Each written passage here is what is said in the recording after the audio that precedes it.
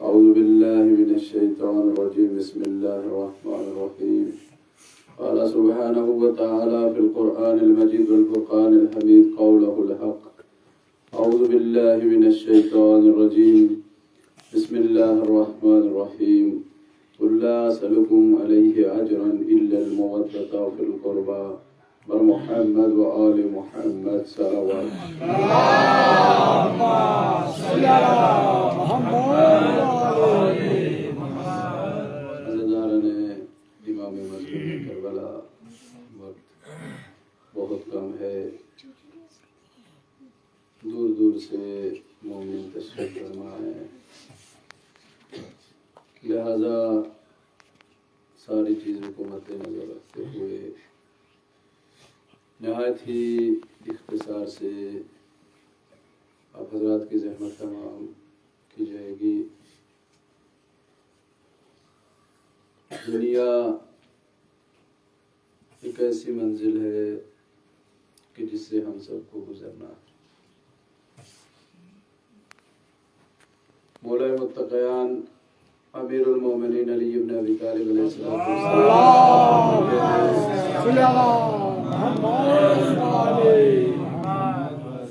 دنیا آخرت کی کھیتی ہے،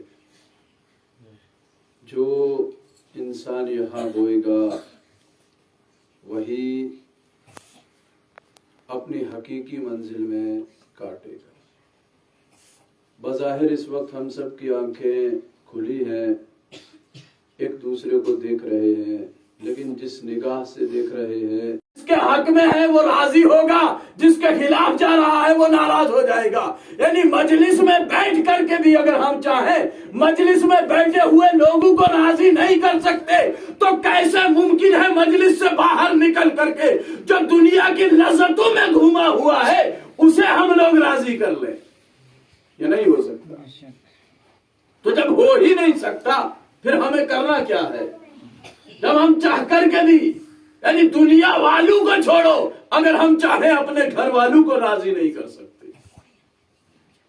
جو بات ہم کہیں گے ممکن ہے وہ گھر کے سب کے مزاج کے خلاف ہو، ہمیں ہی پسند ہو یا ہمیں پسند ہو نہ ہو، باقی والوں کو پسند ہو، یعنی سب مل کر کے جو کہہ رہے ہیں اس سے ہم ناراض ہو جائیں۔ یعنی ایک گھر کو اگر ہم راضی نہیں کر سکتے تو کیسے ممکن ہے کہ ہم ساری دنیا کو راضی کر لیں؟ اسی چیز کو اگر سمجھنا ہے تو ہمیں کربلا میں آ کر کے دیکھنا پڑے گا۔ کربلا ایسے نہیں کہا درسگاہ ہے، کربلا کو جس رخ سے انسان دیکھے گا نجات ہی حاصل کرے گا، نجات حاصل کرے گا۔ اگر ہم غور سے دیکھیں تو کربلا میں ایک طرف امام حسین علیہ السلام تھے اور دوسری طرف لشکر یزید تھا، دو چیزیں تھی۔ ادھر امام کے چند ساتھی تھے، ادھر یزید کے ساتھ کروڑوں لوگ تھے۔ صرف وہی لے کر کے ہم نہ چلیں کہ جو کربلا کے میدان میں تھے، بھئی کربلا کے میدان کے باہر بھی تو یزیدی تھے۔ یزید خود میدان میں نہیں آیا تھا، وہ شام میں تھا۔ اب جتنے شام میں یزیدی تھے سارے اس کے ساتھ تھے، جو کوفے میں تھے سب اس کے ساتھ تھے، اور جو کربلا آئے تھے وہ بھی اس کے ساتھ تھے، کروڑوں لوگ اس کے ساتھ تھے۔ لیکن جب سر حسین لے کر کے گئے، جس کی خاطر اس نے حسین کے سر کو جن لوگوں نے قلم کیا تھا، جب یزید کے دربار میں گئے یزید وہ سر لے کر کے بھی خوش نہیں ہوا، نہیں خوش ہوا۔ یعنی نہ وہ شمر کو خوش کر سکا، نہ عمر سعد کو خوش کر سکا، نہ نمیر کو خوش کر سکا، کسی بھی لشکر والے کو خوش نہیں کر سکا۔ اور ادھر حسین ہے، 10 کربلا سے لینا ہے، حسین ہے، یزید دنیا کو خوش کر رہے، کربلا میں آیا کسی کو خوش نہ کر سکا۔ اور دوسری طرف حسین ابن علی ہے، کربلا میں اللہ کی رضا کے لیے آئے، اللہ کی رضا کے لیے آئے، 72 کو لائے۔ ہر ایک کا نعرہ یہی تھا، جو حسین کی مرضی ہے وہ ہماری مرضی ہے، اور حسین کا نعرہ یہ تھا جو رب کی مرضی ہے وہ حسین کی مرضی ہے۔ صلوات پڑھ دے محمد۔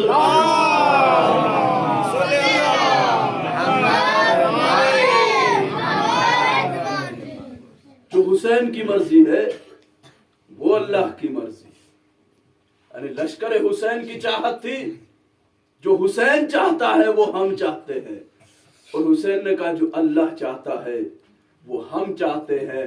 اور بتاؤ کربلا میں 72 شہید تھے، کوئی ایک ناکام نہیں ہوا، سب نے وہ مقام پایا، وہ مقام پایا کہ آج دنیا کے کونے کونے سے لوگ جا کر کے ان کی قبر میں بھی سلام کرتے ہیں، مجلس سے بھی سلام بھیجتے ہیں. اور یزید کی ناکامی کی نشانی یہ ہے کہ ہر مقام سے گرا ہوا انسان بھی اس پہ لعنت بھیجتا ہے. سلام پڑھ دے محمد.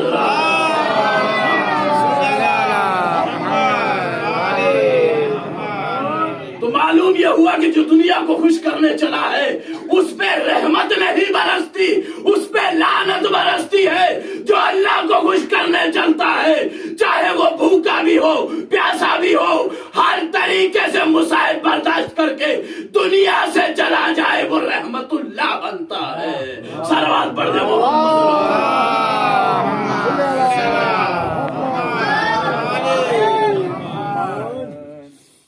قرآن مجید میں جس آیہ کریمہ کو آپ حضرات کی سماعتوں کے حوالے کیا ہے اس میں اللہ ارشاد فرماتا ہے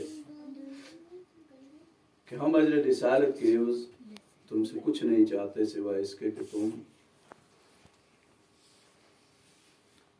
میرے اقربا سے رشتہ داروں سے محبت رکھو. وقت بہت کم ہے، چند منٹ آپ حضرات کی سماعتوں کے حوالے اس آیہ مبارکہ کے ذیل میں کچھ عرض کرنا تھا. ظاہر سی بات ہے جو لوگ دور دور سے ہیں انہیں اپنے اپنے مقام پہ اپنے منزل پہ پہنچنا بھی ہے. اہل بیت علیہ السلام میں کون کون ہیں ہر بچہ بخوبی جانتا ہے کہ جن کی محبت اللہ چاہتا ہے وہ محمد و آل محمد. اور واضح رسول خدا نے اعلان بھی کیا کہ جس کی محبت میں نے تم پر واجب قرار دی. واجب یعنی جیسے نماز واجب ہے ویسے یہ واجب ہے، روزہ واجب ہے اس طریقے سے واجب ہے. لیکن اس میں اور اس میں بھی ایک فرق ہے کہ تم نمازیں پڑھتے جاؤ ساری زندگی، روزے رکھتے رہو ساری زندگی، اگر اہل بیت کی محبت کے واجب کو حل ادا نہ کر سکے نہ تمہاری نماز ہے نہ تمہارا روزہ ہے. لیکن اگر اہل بیت کی محبت دل میں ہے، بیچ میں کہیں نماز چھوٹ گئی روزہ چھوٹ گیا، جو تم نے پا لیا وہ تو کسی مقام تک پہنچے گا، وہ کسی مقام تک پہنچے گا. تو اہل بیت میں رسول خدا صلی اللہ علیہ وسلم نے پہلا نام بتایا علی کا. کس کا؟ علی ابن ابی طالب کا. دوسرا بتایا فاطمہ زہرا سلام اللہ علیہا کا. اور تیسرا بتایا ہے حسن مجتبی کا. چوتھا حسین شہید بکر والا کا. اور حسین کی شہادت کے عوض میں اللہ نے انہیں مقام یہ دیا ہے کہ تیری نسل سے ہی سارے معصوم ہوں گے، تیری نسل سے ہی سارے ائمہ ہوں گے. اور جیسے تیری محبت پوری دنیا والوں کے مسلمانوں پہ واجب ہے، ایسے ان سب کی محبت بھی ان سب پہ واجب ہے. تو پہلا نام ہے علی ابن ابی طالب کا. بس 1-2 منٹ آپ حضرات کی زحمت تمام کر دوں گا. جناب فاطمہ زہرا رسول خدا صلی اللہ علیہ وسلم کی حدیث ہے کہ ہم اہل بیت دنیا کے لیے نجات کا سبب ہیں. یعنی نجات ملے گی ہماری وجہ سے، شفاعت ملے گی ہماری وجہ سے، ہدایت ملے گی ہماری وجہ سے، روشنی ملے گی ہماری وجہ سے.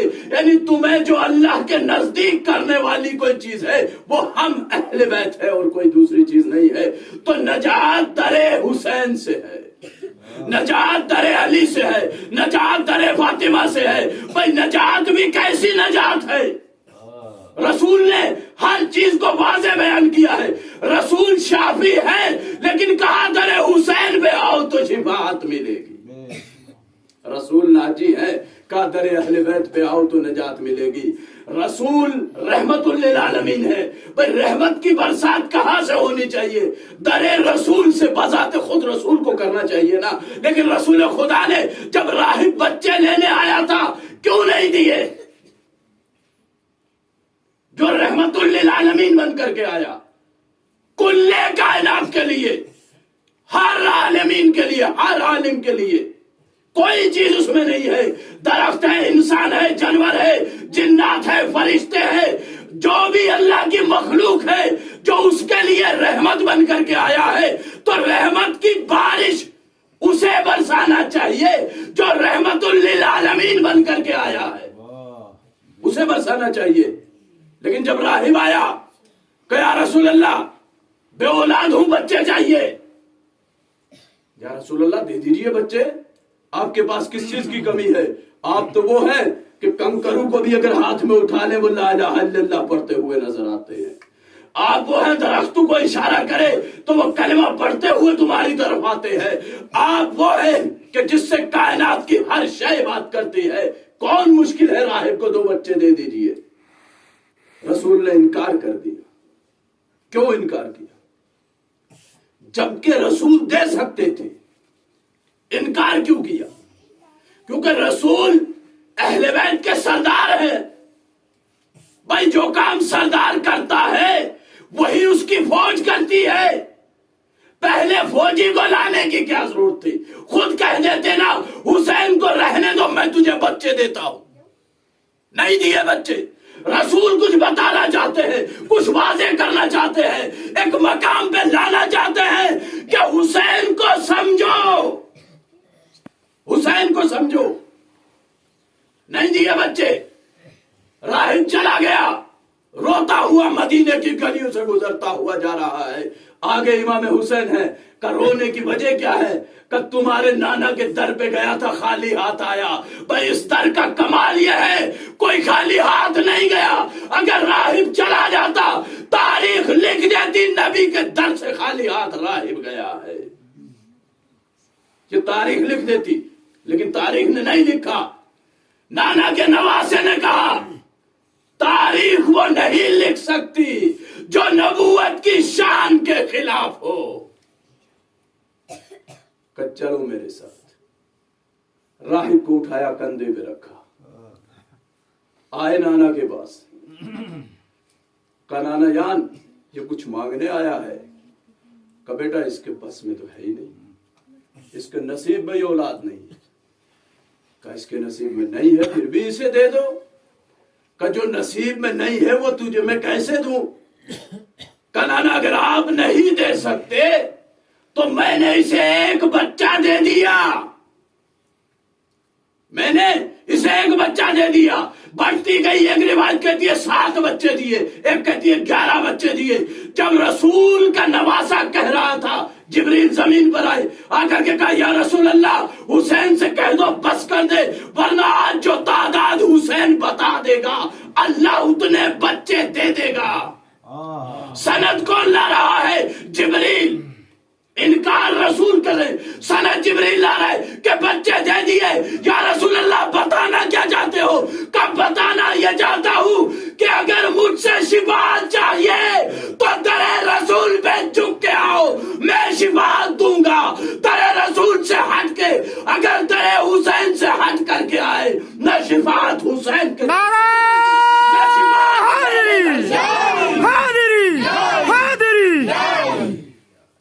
یعنی پہلے تم حسین کے در پہ جاؤ۔ اگر تمہیں بچے چاہیے تو حسین کے در پہ جاؤ، شجاعت چاہیے حسین کے در پہ جاؤ، نجات چاہیے حسین کے در پہ جاؤ، ہدایت چاہیے تو حسین کے در پہ جاؤ۔ جب حسین کے در سے پلٹ کے آؤ گے تمہارا رسول کبھی انکار نہیں کرے گا۔ لیکن اگر حسین کو چھوڑ کے آؤ گے، حسین کو چھوڑ کے آؤ گے، یعنی دوسرے لفظوں میں کہہ دو کہ اگر حسین کا بغض لے کر کے آؤ گے تو جس کے دل میں حسین کا بغض ہے وہ کبھی بھی میرا محب نہیں ہو سکتا۔ جو حسین کا دوست ہے وہ میرا دوست ہے، جو حسین کا دشمن ہے وہ میرا دشمن ہے۔ لہذا جھکو پہلے در حسین پہ، حسین کا در تمہیں آنے کی ضرورت نہیں ہے، حسین کا در خود بخود تمہیں در رسول پر پہنچا دے گا، اور جو در رسول پر بذریعہ حسین پہنچے گا شفاعت اس کا مقدر بن جائے گی. ایک صلوات پڑھ دے محمد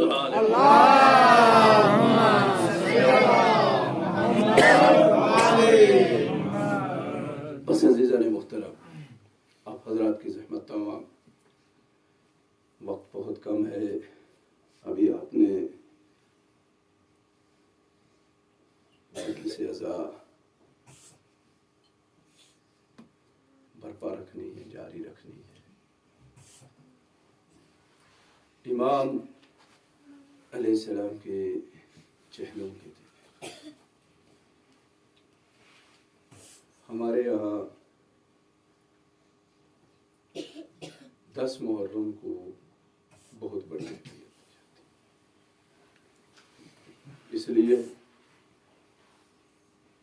کہ حسین کا قافلہ بھوکا و پیاسا شہید ہو گیا. اسی لیے دی جاتی ہے کہ نہ حسین کے بچوں کو پانی دیا، نہ جوانوں کو پانی دیا، نہ بوڑھوں کو پانی دیا، اور حد یہ کر دی کہ حسین کے چاہنے والوں کو شہید کرنے کے بعد حسین کی بہن کی چادر چھین لی، تازیانے مارے گئے، خیموں میں آگ لگا دی، سکینہ کو تمانچے شروع ہو گئے، کسی نے آ کر کے بندے چھین لیے. لیکن عزادارو، میں ایک جملہ کہہ دوں کہ چہلم بھی اس دن سے کم نہیں ہے. چہلم کی مجلس مناؤ، جلوس نکالو اور بتاؤ لوگوں کو کہ جس غربت میں حسین شہید ہوا ہے اس سے زیادہ غریب ہو کر کے حسین کی بہن چہلم کرنے آئی ہے. اس سے زیادہ غریب ہو کر کے حسین کی بہن چہلم کرنے آئی ہے. عزادارو، ایک دنیا کی مثال دے کر کے آگے نکل جاؤں گا. جب ہمارے ہاں کوئی مر جاتا ہے نا تو ہماری بہنیں باہر سے آتی ہے، انہیں آس ہوتی ہے جب گھر جائیں گے، ارے باپ چلا گیا، بھائی استقبال کے لیے کھڑا ہوگا، بھائی استقبال کے لیے کھڑا ہوگا. عزادارو، زینب آئی ہے، شام سے آئی ہے زینب، کربلا آ کر کے کہتی ہے بھیا حسین، اے بھیا حسین.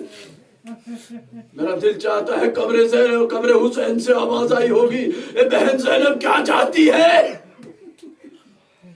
کیا چاہیے بہن زینب؟ کیوں آواز دے رہی ہے اپنے بھائی کو؟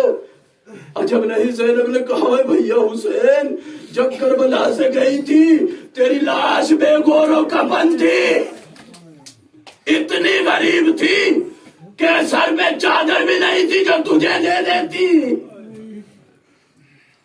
بھیا حسین، تیری بہن اور غریب ہو کر کے آئی ہے، اور غریب ہو کر کے آئی ہے.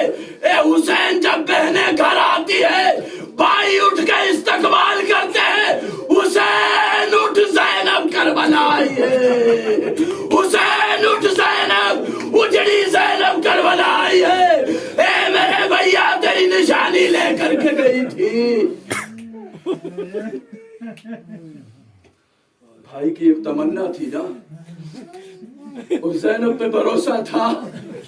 وقت آخر امام حسین نے کہا ہے زینب تو جا رہی ہے شام، خیال رکھنا کسی کو بددعا نہ دینا، اور خیال رکھنا میری چھوٹی بچی سکینہ جا رہی ہے، اس سکینہ کا خیال رکھنا.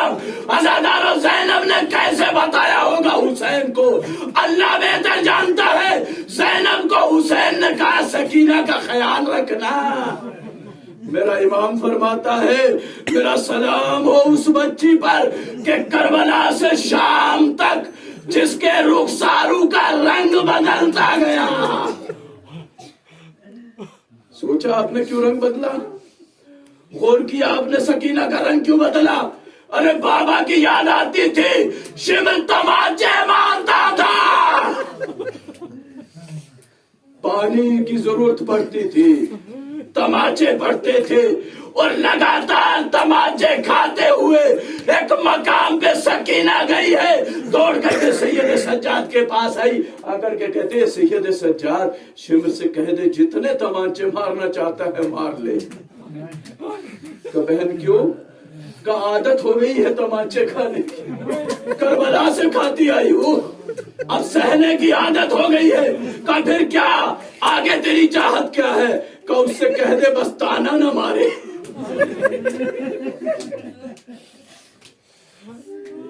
शिविर से कह दो तमाचे मार ले, ताना न मारे। का क्या ताने मारता है शिविर? बहन शिविर क्या ताने मारता है?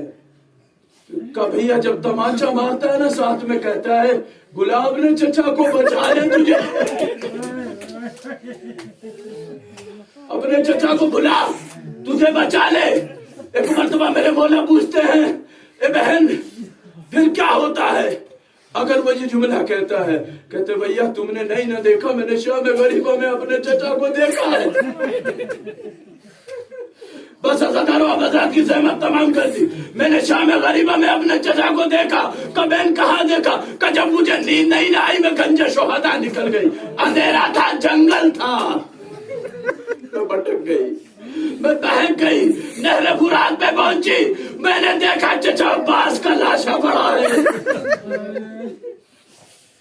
चचा के लाशे को देखा, देख करके मैंने बयान करना शुरू किए, ये चचा तुम सो गए, तुम्हारे दिए हुए बुंदे छिन गए, चचा तमाचे भी पड़ गए, चचा चादरें छिन गई। सैर सकीना कहती है भैया जब मैंने कहा चचा तुम सो गए, फूफी बेरिदा हो गई। ए भैया मैंने देखा अब्बास का लाशा तड़पने लगा। चचा सब बर्दाश्त कर सकता है, अरे ये ताना नहीं बर्दाश्त कर सकता। भैया ऐसे कह दो चचा को न बुलाए, इसलिए कि मेरा चचा तड़पता है। बस तो जुमले सुन लो आप हजरत की ज़हमत तमाम। एक मर्तबा ज़ैनब कहती है भैया मैं आपकी अमानत लेकर के गई थी, भैया मैं एक अमानत लेकर के गई थी, मैं उसे वापस नहीं लाई, मैं उसे जिंदान में छोड़ आई, इस हाल में छोड़ा।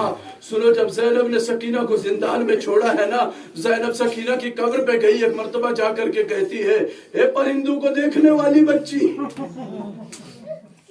परिंदू को देखने वाली बच्ची, तेरा सवाल था ना कि परिंदे सुबह कहाँ जाते शाम कहाँ जाते, अरे हमारी शाम हो गई, हम मदीना जा रहे हैं।